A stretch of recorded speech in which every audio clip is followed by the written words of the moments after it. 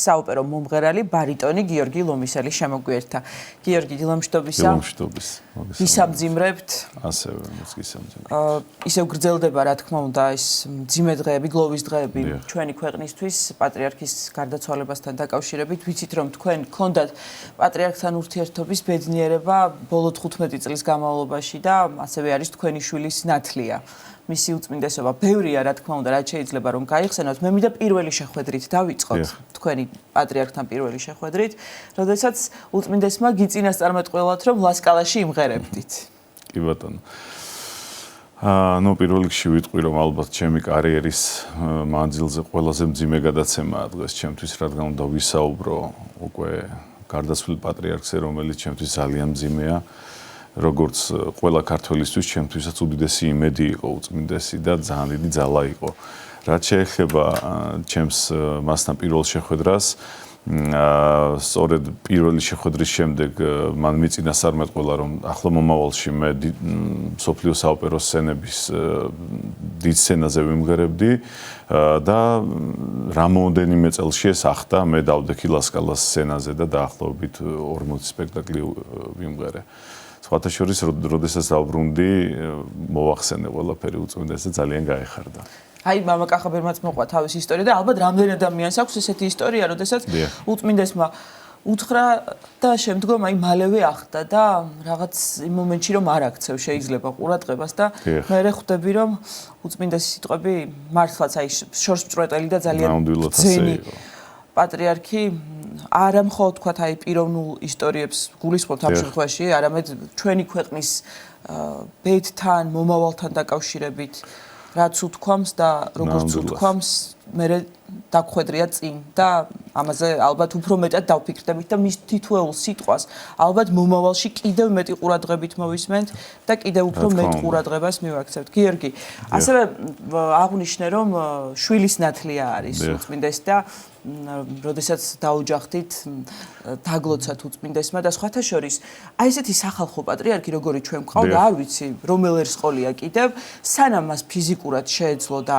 უძლურად არ იყო ადამიანები, ვისაც ამის სურვილი ჰქონდა და ვინც ეს გამოთქვა, ყველამ ნახა პატრიარქი პირადად. და ალბათ ჩვენი მოსახლეობის 80%-ს მაინც ესე პირადი შეხება უწმინდესთან ჰქონია და ის წყვილებს ლოცავდა ხოლმე.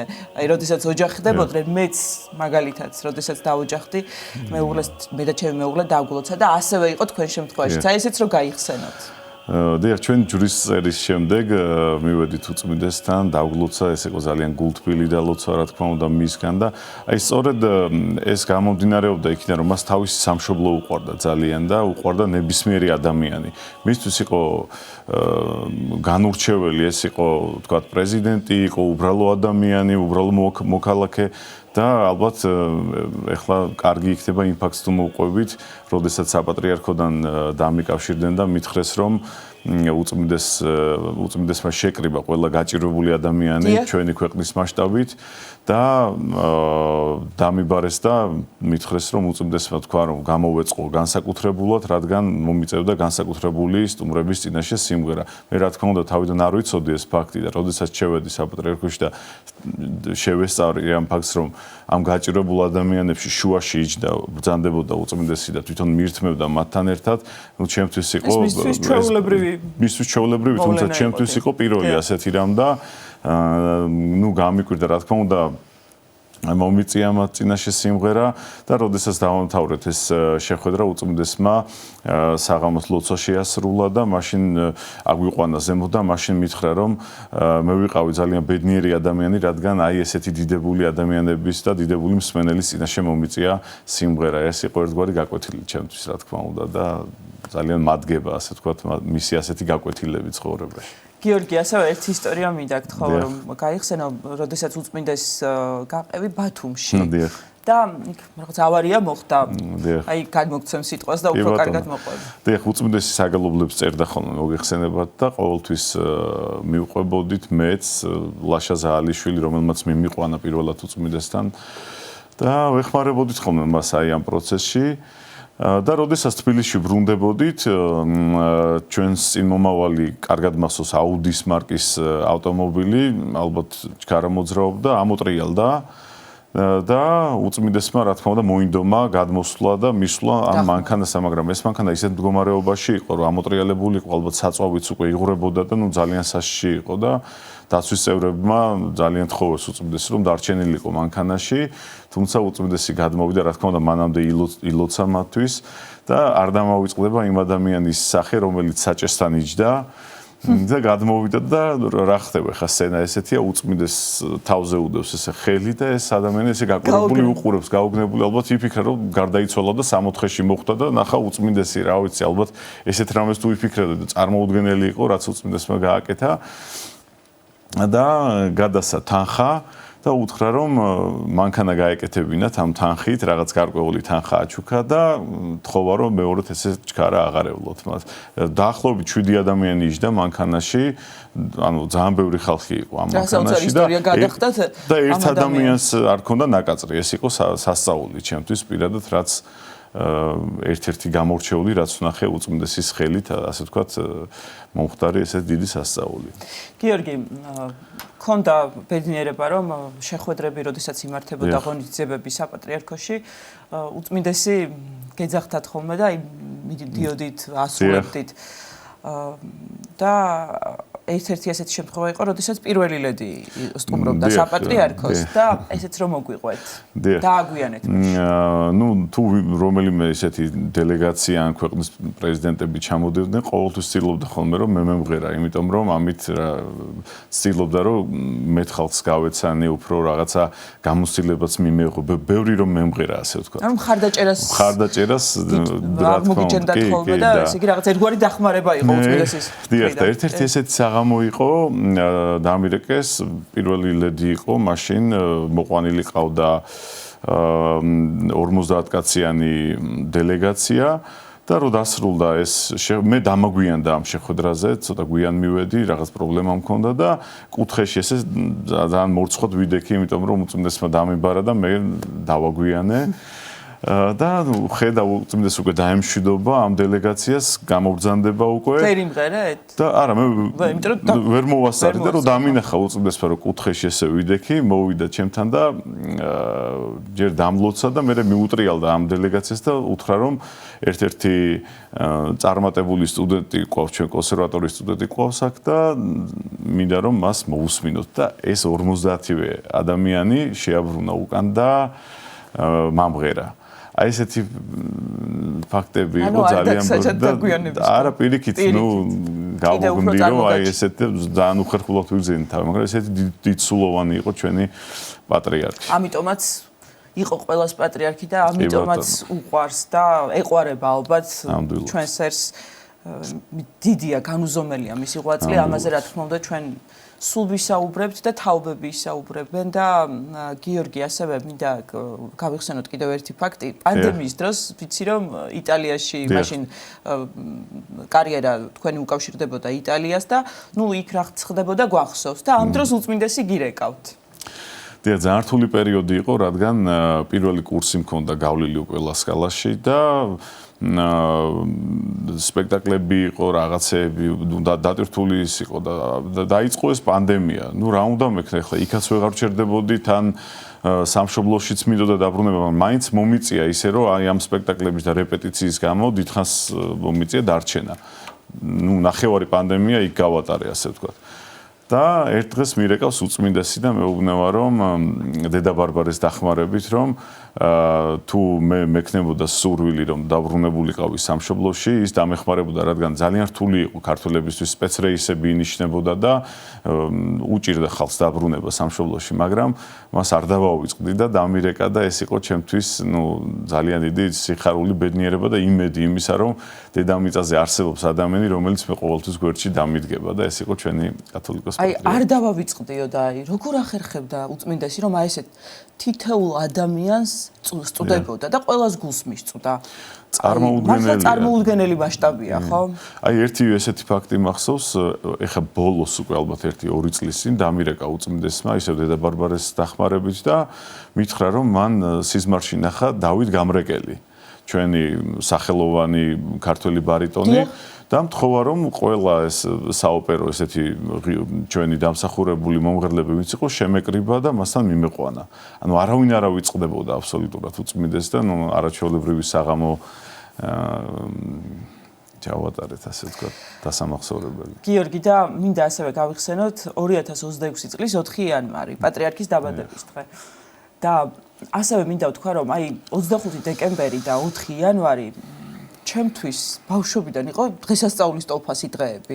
იმიტომ რომ 25 დეკემბერს აღნიშნავდით პატრიარქის აღსაყდრების დღეს და 4 იანვარს კი პატრიარქის დაბადების დღე არის და რაღაცნაირად ეს იყო ერის ზეიმი.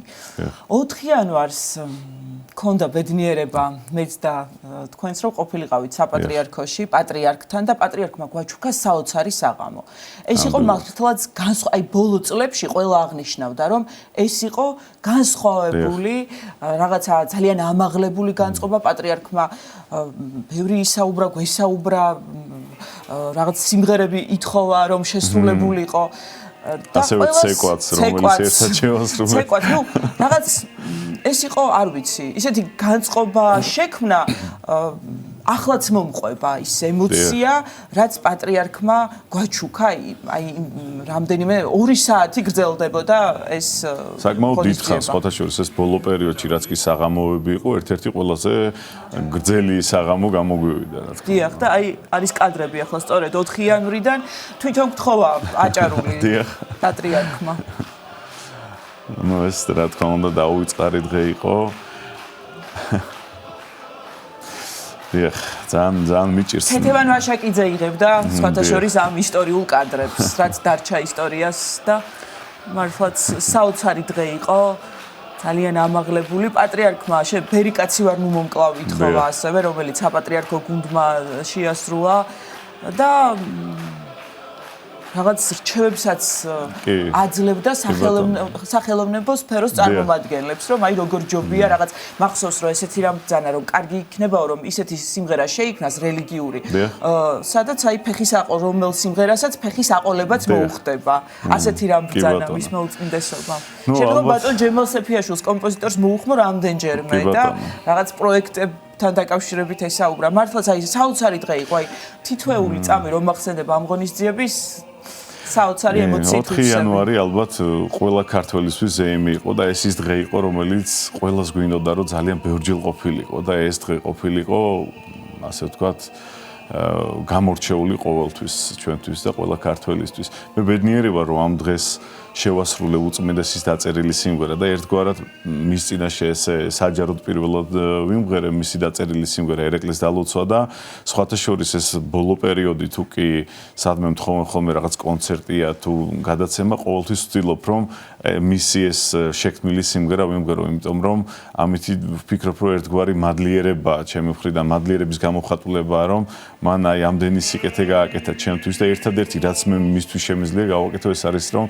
მისი ნაწარმოები შევასრულო, მოვეფერო ამ ნაწარმოებებს და ყველამ ნახოს თუ როგორი დიდი ნიჭის მქონე იყო ჩვენი დიდებული უწმინდესი. დიახ და აი მეც მართლა მადლიერება მინდა გამოვხატო უფლის მიმართ რომ მომეცა ამ ღონისძიების აი 4 იანვარს უწმინდესის დაბადების დღის ღონისძიების წაყვანა და ასევე მანამდე 2 აგვისტოსაც და ილიაობას რომელსაც ასევე მთელი ერი აღნიშნავთ როგორც დღესასწაული და ნუ არის დიდი დღესასწაული წმინდა ელია თესბიტელისა და წმინდა ელია მართლის ხსენება და პატრიარქის ანგელოზის დღე და საოცარი კადრებია და ამაზეც მინდოდა გიორგი შეფასება საინტერესო იქნება ნუ ყველას ქონდა ეს მოლოდინი და ყველამ ვიცოდით როგორ უყვარს სრულიად ერს პატრიარქი როგორი დიდია მისი ღვაწლი როგორც საქართველოს ეკლესიის ასევე მსოფლიო მართლმადიდებელი სამყაროს წინაშე, მაგრამ ის რაც მოხდა მაინც კიდევ იყო რაღაც სხვა საქართველო ვიხილეთ,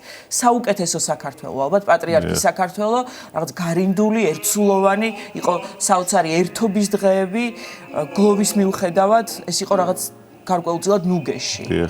და აი ამაზე რამდენიმე სიტყვა თქვენც რო ვთქვათ.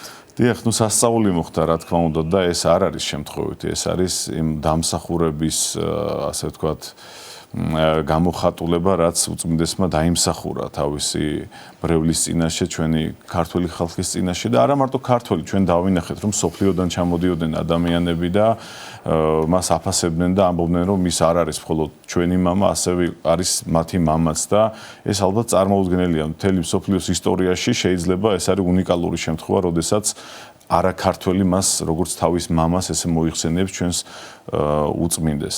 აი ეს იმის შედეგია კიდევ რაც ვისაუბრეთ, რომ პრეზიდენტთან იყო თქვათ როგორიც იყო პრეზიდენტთან, დიახ, ასეთივე იყო უბრალო ადამიანთან და აი ეს ამან გამოვიწვია ესეთი დამოკიდებულება სიყვარულის ადამიანი უყვარდა რაც გამოთქვა კიდევაც სიტყვითაც თავისი სუსტით და ამიტომაც იყო დიდი და არის დიდი ჩვენი პატრიარქი.